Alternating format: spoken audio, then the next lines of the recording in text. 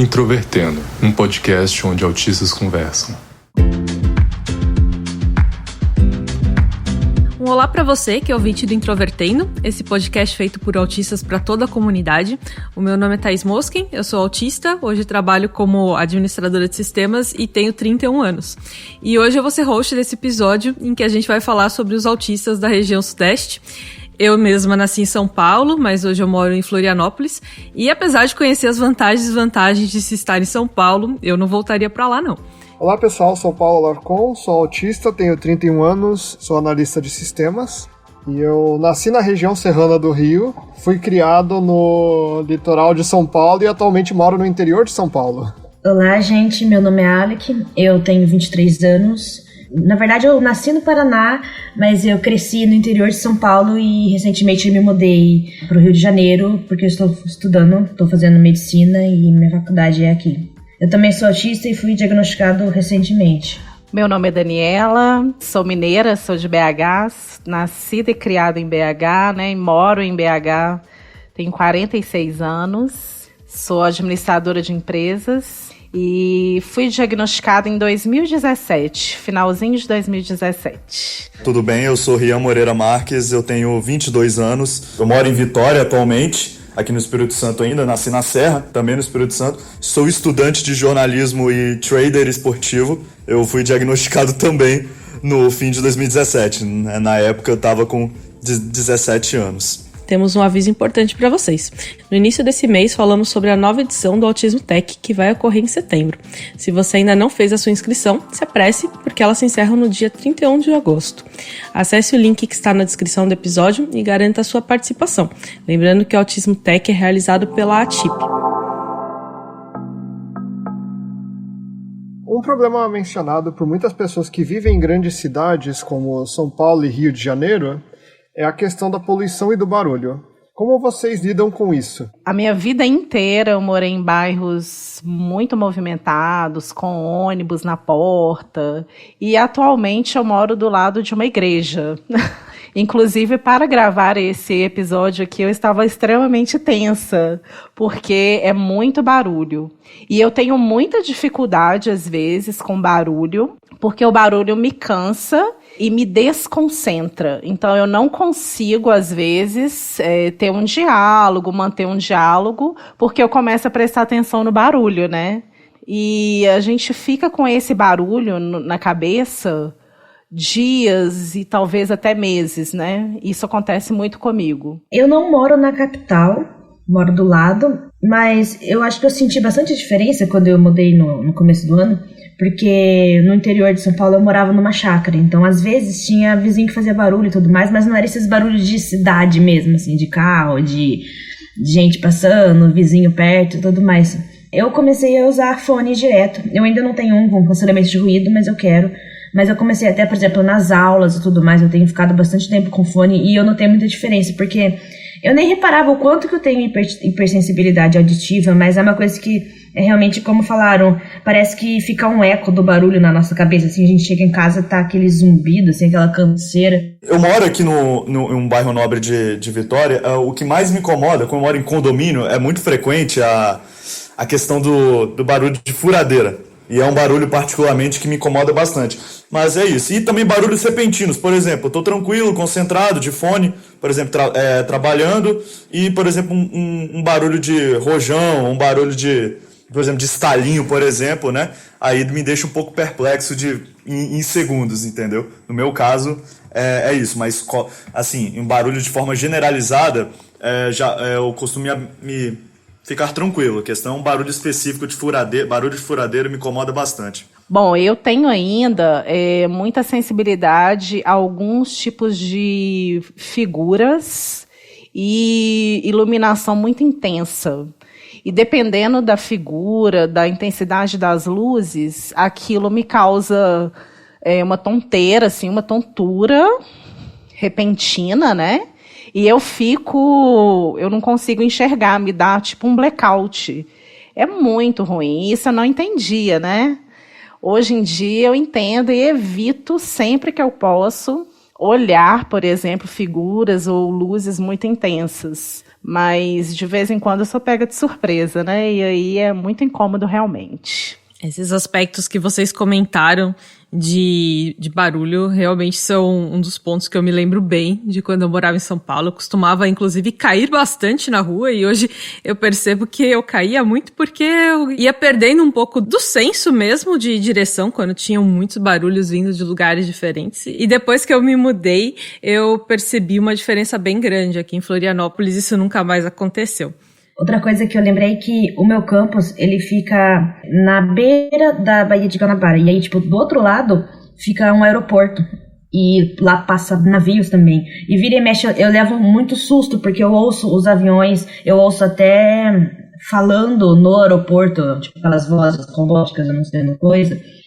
Ou um navio faz uma buzina, e eu fico assustada e eu reparo que as pessoas não ficam, mas eu acho que é justamente por causa da sensibilidade. Eu paro assim, gente, o que é isso? E as pessoas olham pra mim, é só o avião, Ali, que tá tudo bem.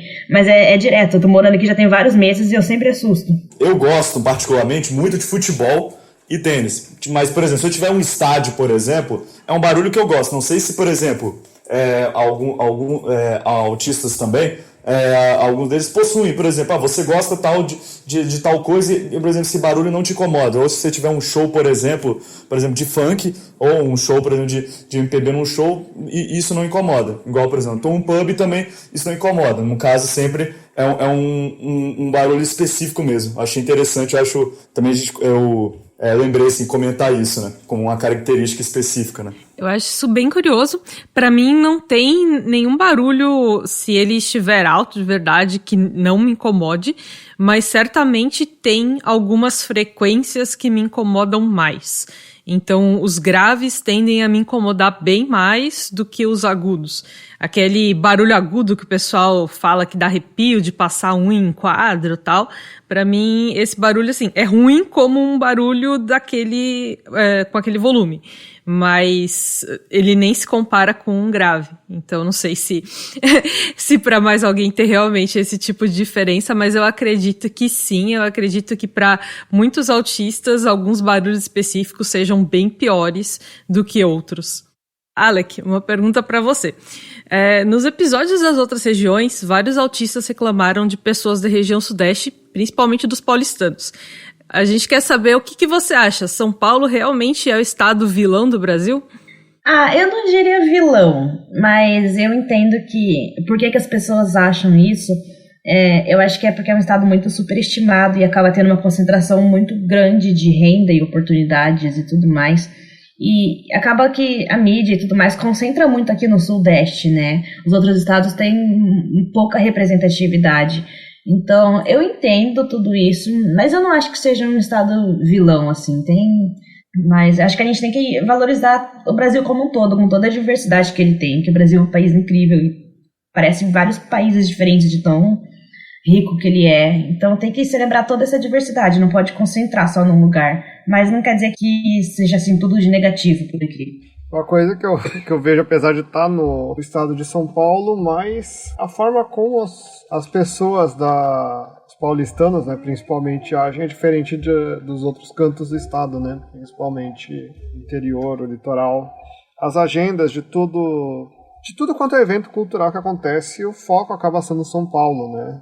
É lá onde você tem que ir para ver alguma coisa diferente, né, de fato. Como uma pessoa de São Paulo, eu posso dizer que realmente eu cresci com essa mentalidade de, nossa, nós somos São Paulo, o centro do Brasil, a coisa mais importante que existe por aqui, né? E eu acho que conhecer pessoas de outros lugares, conhecer outros lugares, é justamente o que faz com que a gente vá percebendo como tem coisas boas e coisas ruins em cada lugar diferente. E eu acho que isso vale para muitos tipos de preconceito. Não sei dizer se para todos, talvez generalizar assim seja muito fácil, né? Mas eu acho que a maior parte dos preconceitos a gente consegue combater justamente conhecendo coisas diferentes e não ficando só naquela bolhazinha. Eu também não chamaria São Paulo de vilão, mas eu acho que as pessoas de vários lugares, não só de lá, precisam aprender a conhecer um pouco mais o que está fora do seu convívio normal. E isso ajuda a reduzir esses regionalismos mais bobos.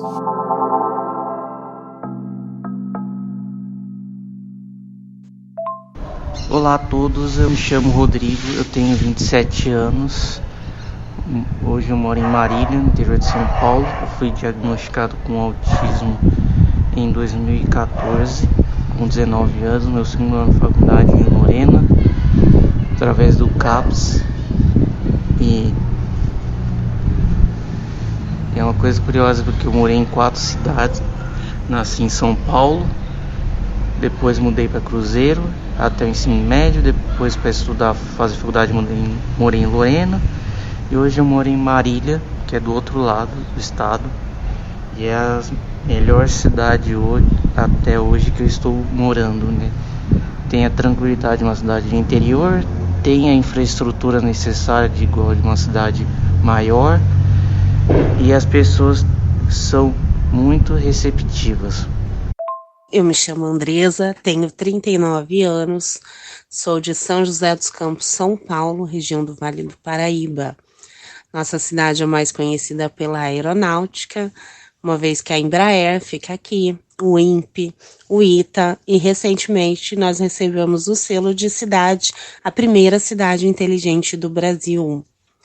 Infelizmente, toda essa tecnologia ainda não funciona em outras áreas da nossa cidade, como, por exemplo, a saúde, que deixa muito a desejar, e a educação, principalmente a educação inclusiva. Fui diagnosticada recentemente, com 38 anos, e sou uma grande fã do podcast Introvertendo, que inclusive me ajudou muito no processo de diagnóstico do meu autismo. Um grande abraço para todos vocês. Daniela, Minas é um estado que tem aquela imagem exportada de pessoas acolhedoras e culinária marcante. Isso também representa a capital Belo Horizonte? Com certeza, gente. Aqui é muito diferente. Eu gosto muito de viajar, é uma das coisas que eu mais gosto de fazer. Gosto de conhecer novas culturas. Comida, gente, não sei nem o que falar, né? Comida mineira, sou suspeita, é a melhor do mundo. Só acho que ela empata um pouco com a culinária baiana, mas eu ainda prefiro a mineira. E como eu gosto muito de viajar, eu vejo muito como a hospitalidade do mineiro é realmente diferente. A gente tem uma coisa muito de família, de acolher, faz amizade assim na fila da padaria, na fila do banco. Fala assim, você é filho de quem? E isso é muito engraçado que mesmo em BH, né, que é uma metrópole, ainda é assim o comportamento. Então, realmente não é lenda urbana, é verdade. O mineiro, ele é muito hospitaleiro, e eu, como autista, eu percebo isso maravilhosamente bem, né? Porque a gente tem dificuldade assim, de manter amizade, e eu percebo que o mineiro, ele tenta manter mais amizades do que pessoas de outros países, principalmente. Então, pergunta para o Rian agora. Aparentemente, o estado que as pessoas menos lembram da região sudeste é justamente o Espírito Santo. Você acha que isso é verdade? E você acha que o estado é desvalorizado? Eu acho que não só menos conhecido do sudeste, talvez até uns menos conhecidos juntando nordeste e sudeste. Eu vi até um comentário no Twitter esses dias, tinha um cara, ele falou assim, se dependesse de mim, eu tirava o Espírito Santo do mapa e botava Bahia em Sudeste. Mas assim, eu acho que realmente o Espírito Santo é desvalorizado. A gente tem muitas culturas boas aqui, né? Não só a questão do surf, por exemplo. Né? Muitas pessoas também consideram, né? Principalmente cariocas que vêm morar aqui, consideram o Espírito Santo uma espécie de Rio de Janeiro 2.0, porque são culturas parecidas, um estilo de andar, enfim. Mas acho que o estado é bem desvalorizado. Acho que as pessoas respeitam até muito o Espírito Santo. É um estado que merecia mais reconhecimento. Até, né, a gente citou em Minas Gerais, tem uma boa culinária. A gente aqui também tem bons pratos, né, como a torta capixaba, né, pratos que o pessoal vem aqui, né. E um estado, né, uma das características daqui, somente da Grande Vitória, onde eu moro, né, que aqui são todas umas cidades perto uma da outra, Vitória, Vila Velha, Serra, né. a gente chama de Grande Vitória, é que quem mora aqui mais tempo, todo mundo se conhece. É fácil, né? E aí a variedade para sair às vezes é pouca, mesmo sendo cidade é grande, mas eu destaco isso. Você vai em qualquer canto, você conhece uma pessoa e às vezes até uma pessoa que você perdeu o contato e você, tipo, você já dormiu na casa da pessoa, mas você perde contato que daqui a um ano você olha a pessoa na rua e nem dá um oi, entendeu? Isso é muito típico dos capixabas aqui. Acho que inicialmente é isso. Olha, e aqui em Minas, né, principalmente BH, era super tradicional viajar para o Espírito Santo. Viajar para Marataízes, Vila Velha. Eu já passei muitas férias em Espírito Santo. Desculpe interromper, é bom citar isso, porque talvez a população que menos valoriza, que mais valoriza o Espírito Santo seja os mineiros. Principalmente por causa da praia, né? Eu tenho uns parentes de BH que vêm aqui. Eles vêm aqui com a praia sempre nas férias, ficam felizões, cara. Ficam maravilhados com a praia. Parece que a praia é ouro mesmo, entendeu? É bom, assim, os mineiros são talvez o estado que mais, valoriza, gosta de vir com o Espírito Santo. Tanto eu acho, principalmente pela praia, né? Pelo espírito praiano, como também outras coisas. Não, e assim, muitas famílias têm casas de praia, né? No Espírito Santo, assim, é normal. Eu conheço várias pessoas que têm, já passei muitos carnavais. Hoje em dia mudou, né? Agora o mineiro ele vai mais para Cabo Frio. Elegeu outra cidade agora, destino. Como é o contato de vocês com a cultura do estado em que vocês moram? Sempre, como eu falei, eu gosto muito de viajar, eu vejo como a cultura está enraizada, né? Então, justamente o viajar foi algo que me fez permitir, né? Que eu me permiti viver outras experiências e sair um pouco desse comportamento tão rígido, né? Aceitar conhecer novas culturas, novas comidas, né? A gente tem aí, com certeza, a seletividade alimentar, que é algo bem comum, né? Para quem está dentro do espectro. Isso abre muito a mente e eu acho que a partir do momento que eu comecei a ser assim, eu me permitir viver coisas novas, a minha vida ficou muito mais leve. Então eu acho que é muito legal você manter as suas raízes, mas se permitir viver novas experiências também. Eu tô passando por algo muito legal que eu me mudei recentemente, né? Mudei de estado. Então meu contato com a cultura daqui tá começando agora.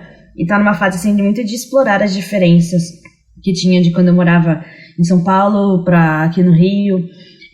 E por ser a mesma região, eu acho que tem muita coisa que é parecida, mas também tem muita coisa que é diferente. Então fica aquelas brincadeiras, biscoito ou bolacha, sotaque, as pessoas reparam também. Tem hora que eu falo chiano, tem hora que eu puxo R, ainda tá meio confuso. Aqui tem uma bebida que chama Guaravita, que é muito gostoso, que é tipo um Guaraná, mas sem gás. E a primeira vez que eu tomei eu achei muito esquisito, mas agora eu gostei. E eu tô assim, tenho visitado alguns lugares, explorando, mas ainda tá sendo um contato assim muito pequeno, porque eu acabei de me mudar, né? Eu lembro também que quando eu mudei do Paraná para São Paulo também foi uma adaptação. Aí eu mudei de região, mas eu era do norte do Paraná, então ainda era pertinho.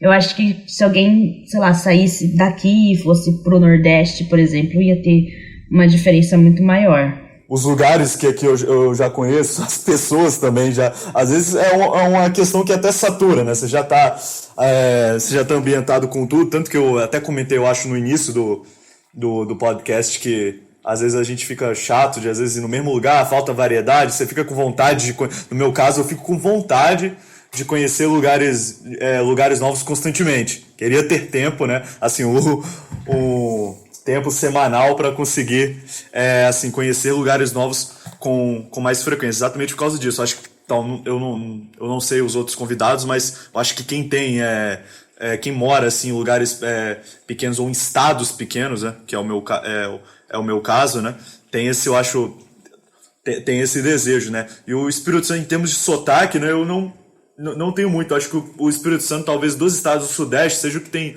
menos sotaque, né? Em Minas, obviamente, em números, isso fica bem visível, mas aqui comigo é bem de boa. Eu achei curioso esse ponto também que o Alec comentou de agora que ele se mudou, tá ali conhecendo muitos lugares, tá começando a tomar contato com a cultura local. E o oposto, né, o Rian estava falando como ele gosta de conhecer lugares ali no Espírito Santo, apesar de já estar lá há algum tempo. E o que eu mais costumo ouvir é justamente que as pessoas, quando estão na sua região natal, acabam não conhecendo ela tão bem. Principalmente pontos turísticos de onde você nasceu. Aparentemente é comum as pessoas não irem atrás, as pessoas que moram ali de fato, né? Os turistas vão mais naqueles locais, às vezes, do que os próprios moradores. Então eu acho bem legal que vocês exponham esse ponto de irem conhecendo lugares novos, seja em um local no qual vocês não têm ainda muito contato, quanto o local natal de vocês em si.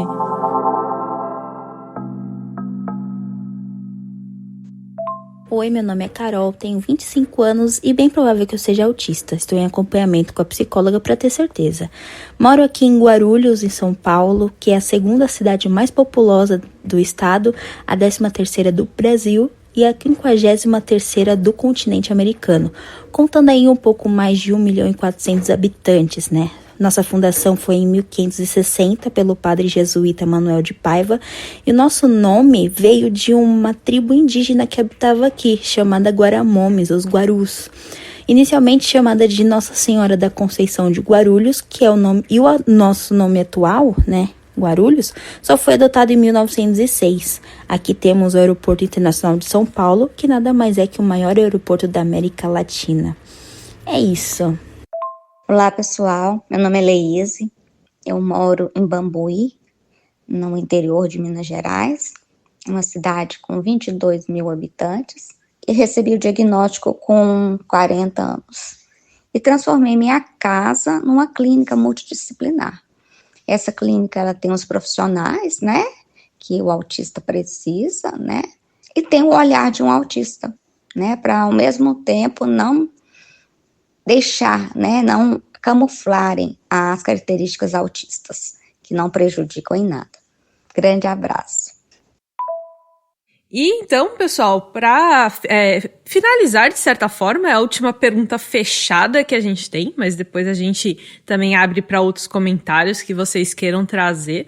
Como que é o acesso ao diagnóstico de autismo na região sudeste do ponto de vista de cada um de vocês? Aqui a gente tem, sim, né, acesso a mais profissionais. Então, a gente tem uma gama de profissionais e agora muito mais, né, com atendimento online. Então, a pandemia trouxe esse, digamos assim, benefício, né? Mas não quer dizer necessariamente que são profissionais preparados, que são profissionais bons, né? O que eu vejo é que, hoje em dia, graças a Deus, né, os profissionais estão se especializando mais, principalmente autismo adulto. Eu, por exemplo, eu fiquei aí 20 anos peregrinando em consultórios, eu me sentia diferente, eu não me encaixava, eu estava sempre irritada, sempre deprimida. E não conseguia entender o que estava acontecendo, né? E, assim, fui em bons profissionais, né? Profissionais com classificação de bons profissionais. Muitas vezes paguei, outras vezes fui pelo SUS, outras vezes fui pelo convênio.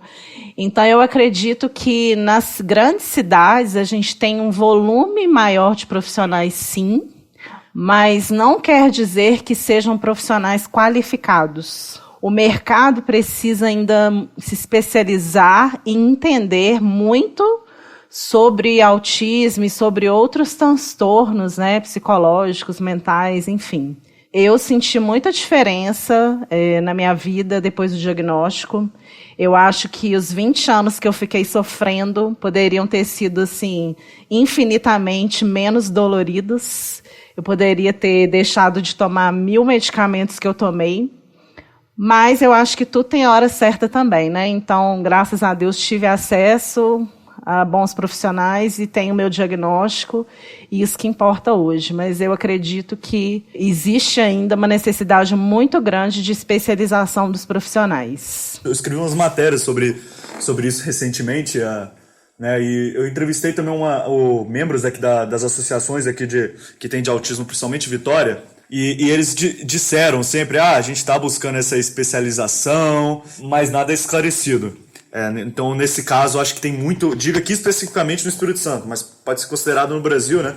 Sobre também já adiantando essa questão do diagnóstico, no meu caso, não fui eu que agendei o meu diagnóstico, que tinha essa desconfiança da minha mãe. Na época, né, eu era adolescente ainda, né? Isso há 5 anos. Pelo fato de eu ter tido problemas de fala e ter começado a falar de forma bem tardia, né, 4 anos de idade, aí ela acabou que agendou, né? Demorou a sair o diagnóstico, mas né, diagnósticos tardios, né, no nosso mundo, né, de quem tem no espectro, não é algo hoje não é algo tão raro, né? Se tornou algo assim bem constante, né, em programas que falam, né, abertamente sobre o autismo.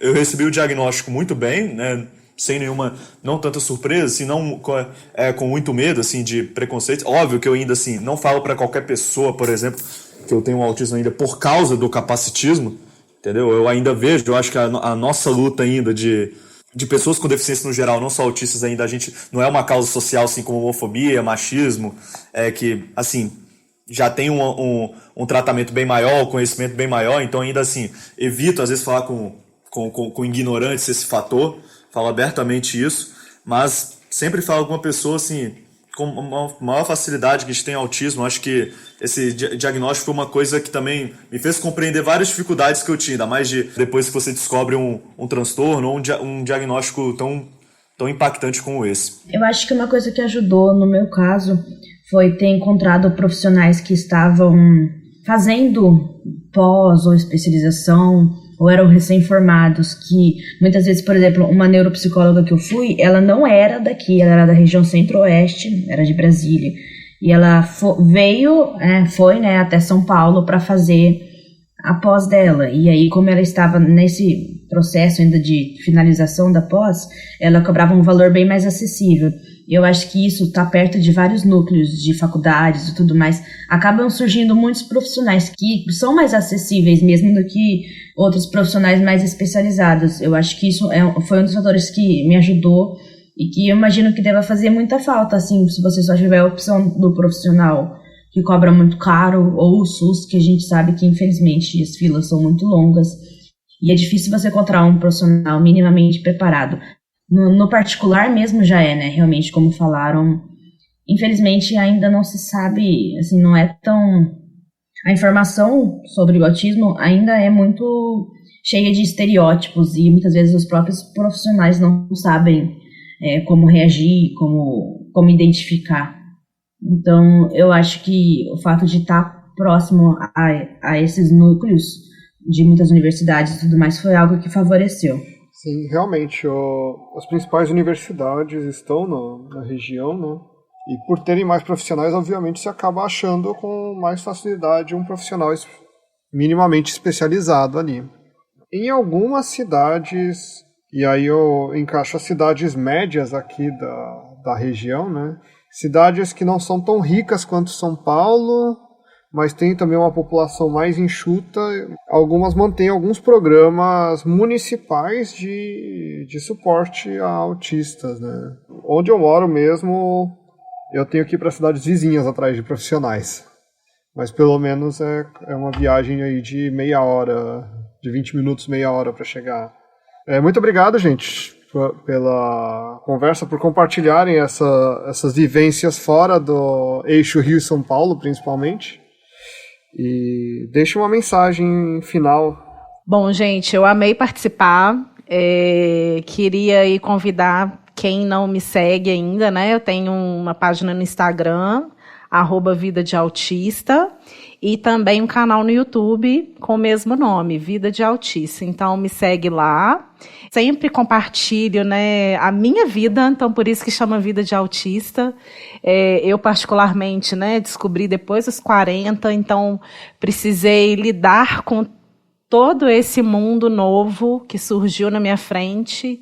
E aí eu troco exatamente essas experiências, conto como foi me descobrir autista, né, depois aí dos 40, então falo da vida profissional, pessoal, né, relacionamento interpessoal e relacionamento afetivo, né, então eu acho muito importante falar desses temas do cotidiano, e é o que eu falo no meu canal.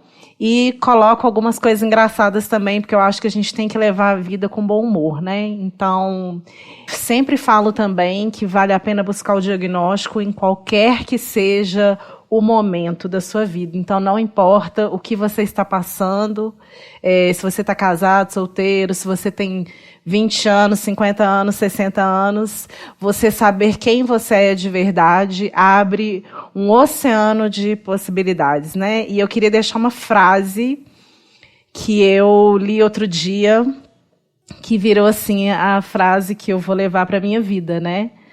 Para cada gota de medo, um oceano de coragem. Então, que a gente tenha coragem de ser quem a gente é de verdade, não importa a circunstância. Então, eu queria deixar essa frase aí para vocês. Eu gostaria de agradecer primeiramente o convite. Eu sou bem low profile em redes sociais como Instagram e no Twitter, por exemplo.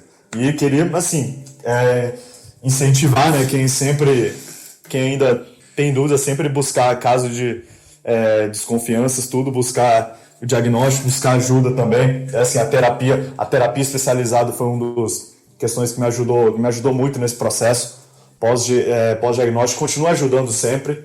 E é isso. Reitero aqui meus agradecimentos e o convite. Até breve. Eu queria agradecer também pelo convite, foi muito legal estar aqui participando. E falar que quem quiser acompanhar mais na minha aventura aí de mudança de estado, faculdade nova e tudo mais, eu tenho postado no Instagram, @autistanamed, e eu falo sobre como que está sendo essa adaptação à faculdade, sobre o autismo em si. Tento mostrar que existem autistas em todos os lugares e que um diagnóstico não é uma sentença, pelo contrário, é algo que liberta a gente para ser a gente mesmo. E acho que é isso. E não percam na semana que vem o último episódio da série de regiões, o nosso episódio sobre a região sul. Falou, pessoal, até mais.